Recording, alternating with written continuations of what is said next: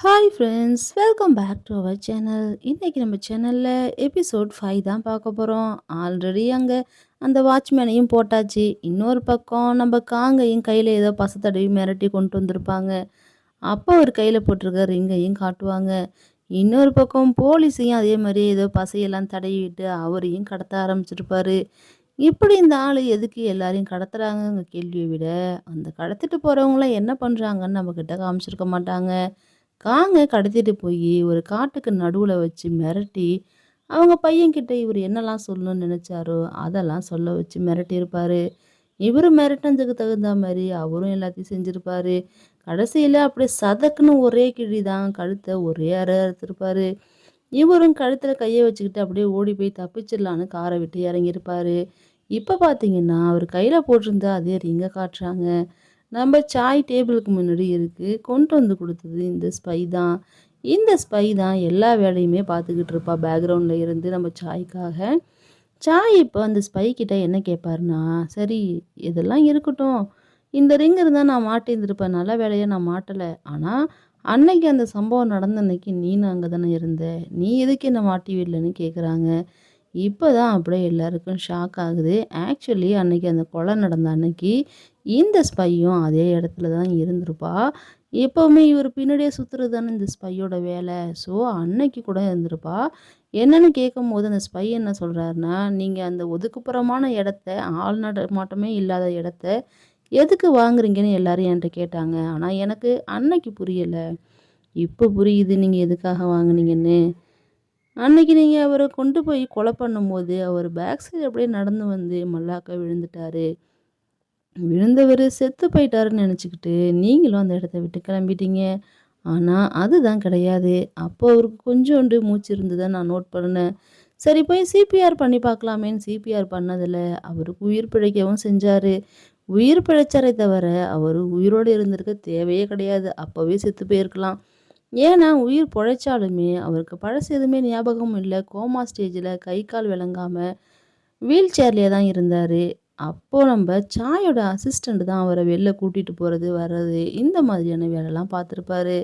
இத தான் அந்த வாட்ச்மேன் நோட் பண்ணிட்டு, ஒருத்தர் வந்து கூட்டிட்டு போனதா ஒரு இன்ஃபர்மேஷன் சொல்லியிருப்பாரு. நம்ம ஹீரோயின் கூட அது சாயான்னு பாரு பாருன்னு சொல்லி கேட்டிருப்பாங்க. ஆனா, அது சாய் இல்லங்கிறதுனால அந்த வாட்ச்மேனுக்கு அது ஞாபகம் இருந்திருக்காது. இந்த மாரியே இருந்துகிட்டு இருக்கும்போது, கொஞ்ச நாள்ல அவர் அப்படியே உடம்பு முடியாம இறந்தும் போயிறாரு. இறந்து போனவர கடைசியா நம்ம சாயி ஒரு சாம்பலா ஒரு பாத்திரத்துல அடைச்சு தான் பார்க்குறாரே தவிர, உயிரோட பார்க்கவே இல்ல. கடைசியில அந்த ரிங்க எடுத்துக்கிட்டு அவரு இறந்த இடம், அதாவது அவரு விழுந்த இடம் இருக்கு இல்லையா? அந்த இடத்துலயே கொண்டு போய் அந்த ரிங்கையும் நம்ம சாய் தூக்கி போடுறாரு. தூக்கி போட்டவரு அப்படியே நக்கலா ஸ்மைல் பண்ணிக்கிட்டு, இனிமே எவளாலயும் என்ன கண்டுபிடிக்க முடியாதுன்னு சொல்லிட்டு, அப்படியே அந்த ரிங்கையும் தூக்கி போட்டுர்றாரு. இந்த பக்கம் பார்த்தீங்கன்னா, நம்ம ஹீரோயின் ஒரு மாதிரி பைத்தியம் பிடிச்சா மாரி ஓடுற பன்னியெல்லாம் சுட்டுக்கிட்டு இருக்கா. காட்டுலயே தான் இருக்கா. கன்ன வச்சு சுடுறா, சுடுறா கண்ணுல தெரியாத எல்லாத்தையும் சுடுறா. நம்ம அசிஸ்டன்ட் கூட போய் கேட்குறான், "ஏன் மேடம் இப்படி பண்றீங்க? கொஞ்சமாவது ஃப்ரீயா இருங்க. நீங்க தூங்கவும் இல்ல, சாப்பிடவும் இல்ல. இப்படி வெறிகொண்டா மாரி சுட்டுக்கிட்டே இருக்கீங்க. எனக்கே உங்கள பார்த்தா பயமா இருக்கு மேடம்னு" நம்ம அசிஸ்டன்ட் சொன்னாலும், "உனக்கு என் ஃபீலிங்ஸ் புரியாதுடா. ஒருத்தவன் இந்த மாதிரி எத்தனை கொலை பண்ணி இந்த மாதிரி தப்பிச்சுக்கிட்டு இருப்பான். அதுவும் ஒரு ரீசனே இல்லாம இந்த மாதிரி கொலை பண்ணிக்கிட்டு இருந்திருக்கான். என்னால அவனை எதுவுமே பண்ண முடியலையேன்னு சொல்லிட்டு, நம்ம ஹீரோயினும் அப்படியே வெறி கொண்டா மாதிரி அசிஸ்டண்ட் கிட்ட கத்திக்கிட்டு இருக்கா. அந்த காட்டுல இந்த மாதிரி அவ சுத்திக்கிட்டு இருக்கும்போதே, இங்க நம்ம சாய காட்டுறாங்க. சாய் பார்த்தீங்கன்னா, அந்த பையன் கோமால இப்ப இருக்கான் இல்லையா? காங்கோட பையன். அந்த பையன காட்டுறாங்க. அவர வந்து பார்க்கறதுக்காக வந்திருக்காரு போல. பார்த்துட்டு வெளில வரும்போது, நம்ம ஹீரோயினும் கரெக்ட்டா அந்த இடத்துக்கு வந்துடுறா. இவன் ஏன் இங்க போயிட்டு வராங்கிற மாரி காண்டுல பார்த்தா, அப்புறம் 2 பேரும் வெளில போய் பேசிக்கிறாங்க. "கொஞ்ச நாளைக்கு எங்கேயும் வெளில போகாத. அப்படி போனீன்னா கண்டிப்பா நீ மாட்டிப்ப.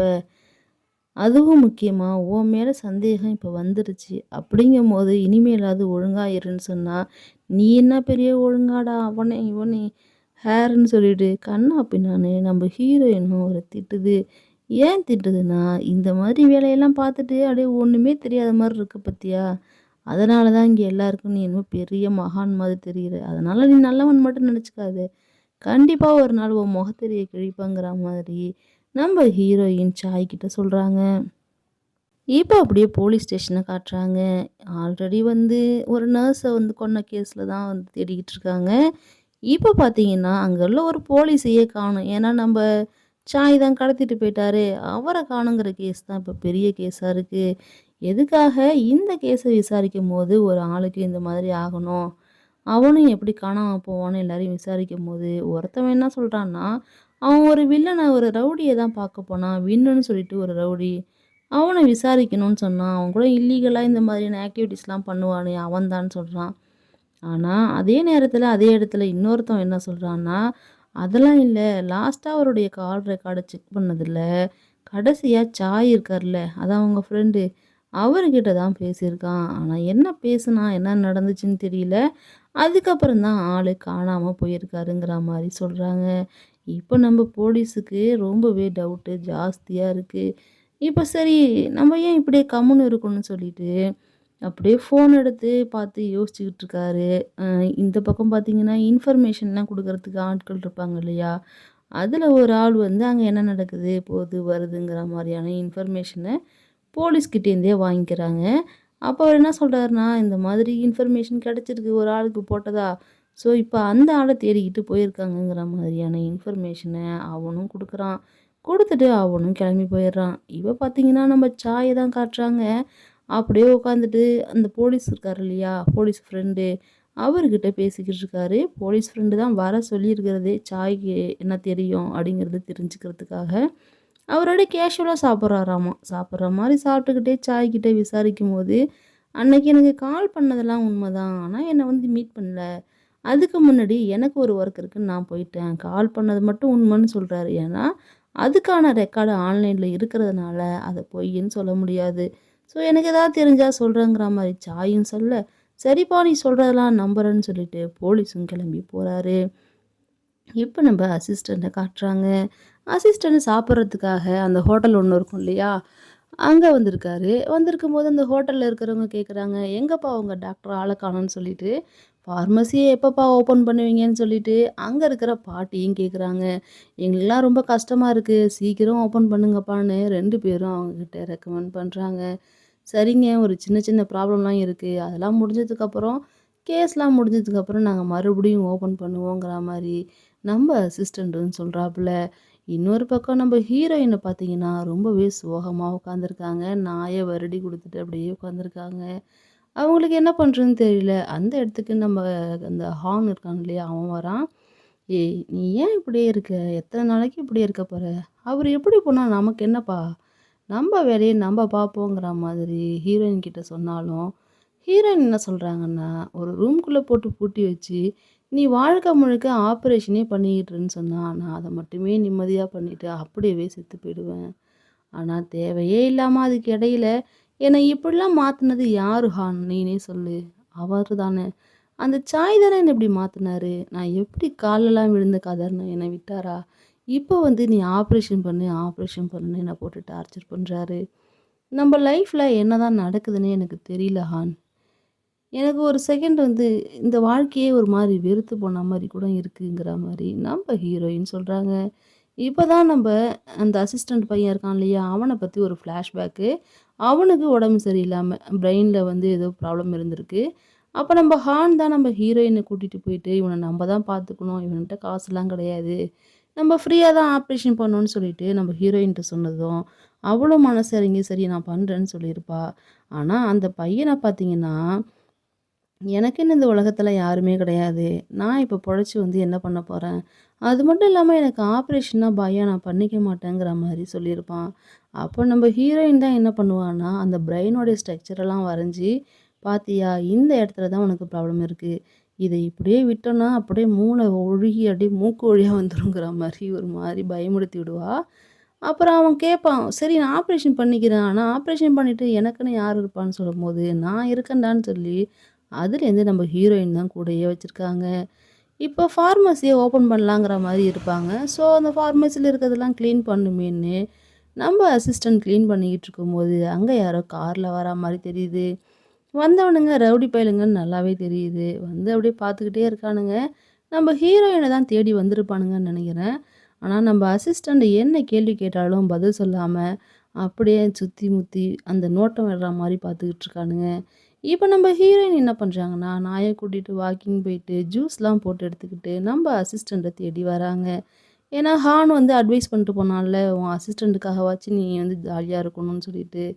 ஸோ, இப்போ அசிஸ்டண்ட்டுக்கு கால் பண்றா, கால் பண்ணா இல்ல. நான் காலையிலேயே வெளியில வந்துட்டேங்கிற மாதிரி அவனும் சொல்லிடுறான். சரி காலேஜ்ல போய் பார்க்கலான்னு சொல்லிட்டு காலேஜ்லேருந்து எல்லாம் வெளில போறாங்க. ஆனா, நம்ம அசிஸ்டண்ட்ட மட்டும் காணோம். சரி இன்னொரு கால் பண்ணி பார்க்கலாமேன்னு சொல்லிட்டு மறுபடியும் கால் பண்ணா, "இப்ப நான் வந்து சினிமால இருக்கேன். உங்கள்ட்ட சொல்லாமலே நான் மூவிக்கு என் ஃப்ரெண்ட்ஸ் கூட வந்துட்டேங்கிற மாதிரி" இப்படின்னு சொல்றான். என்னடா இது அதிசயம்! எப்பவுமே நம்ம கூடவே சுத்துறவன் இப்படி பேசுறானேன்னு பார்த்தா, இந்த ரவுடி பசங்க வந்தானுங்க இல்லையா? அவனுங்க வந்து நம்ம அசிஸ்டண்ட்ட இப்ப தூக்கிட்டு போயிட்டானுங்க. ஆல்ரெடி பண்ண நெறையா கொலைகள், அந்த மாதிரி இல்லீகல் ஆக்டிவிட்டீஸ். இதனால ஏதோ ஒரு ரீசனுக்காக தூக்கிட்டு வந்துட்டானுங்க. தூக்கிட்டு வந்தவனுங்கட்ட என்ன சொல்றான்னா, "முடிஞ்சா என் ஃபோன ஸ்விட்ச் ஆஃப் பண்ணி வச்சுருங்க. இல்லன்னா அவங்க எனக்கு கால் பண்ணிட்டே தான் இருப்பாங்க." நம்ம அசிஸ்டண்ட்ட கொண்டு போய் வச்சு வச்சு செஞ்சிருப்பானுங்க போல. மூஞ்சிலாம் ரத்தம் ஒழுக ஒழுக நம்ம அசிஸ்டண்ட் உட்கார வச்சிருக்காங்க.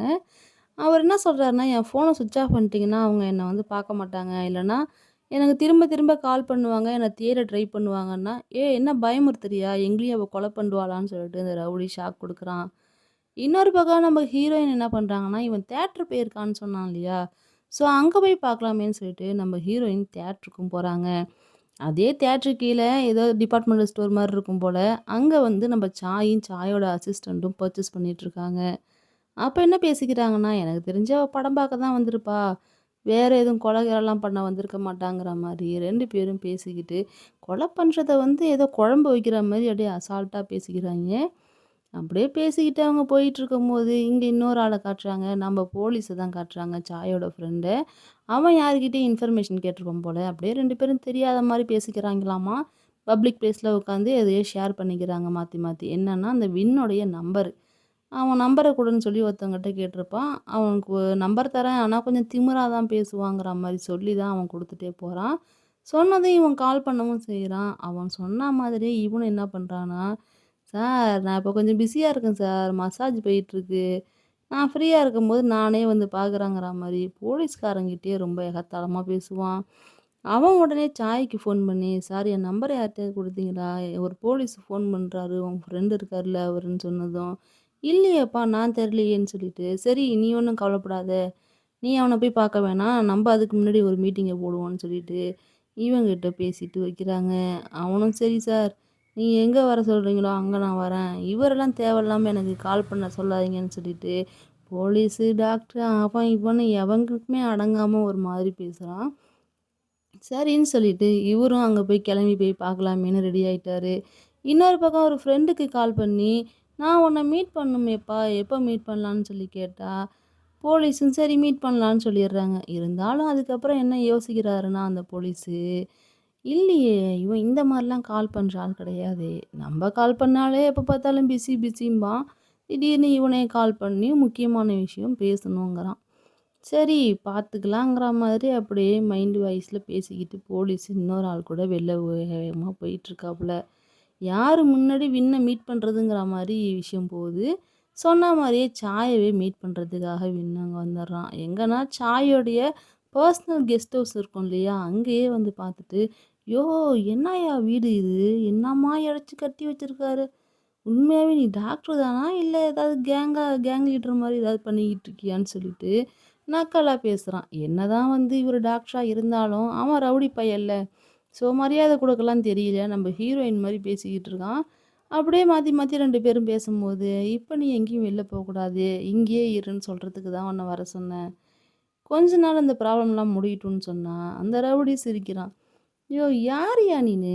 தேவையே இல்லாம அந்த பொண்ணுக்காக இந்த கொலை வழக்குலலாம் ஈடுபட்டுக்கிட்டு, அத சரி பண்றதுக்காக நீ கொலை பண்ணிக்கிட்டு, இதெல்லாம் உனக்கு தேவையா? அந்த பொண்ணால உனக்கு என்ன கிடைக்க போது? அப்படியே வீடு அவ போய் சேரட்டும்னு சொன்னா, நம்ம சாயி விடுறா மாரி தெரியல. ஏன்னா சாய்க்கு அவ ரொம்பவுமே முக்கியமான ஆளு. அவ இருந்தா தானே இவரு உயிர் பொழைக்க முடியும். அது தெரியாம இந்த கேன பைய பேசிக்கிட்டு இருப்பான்.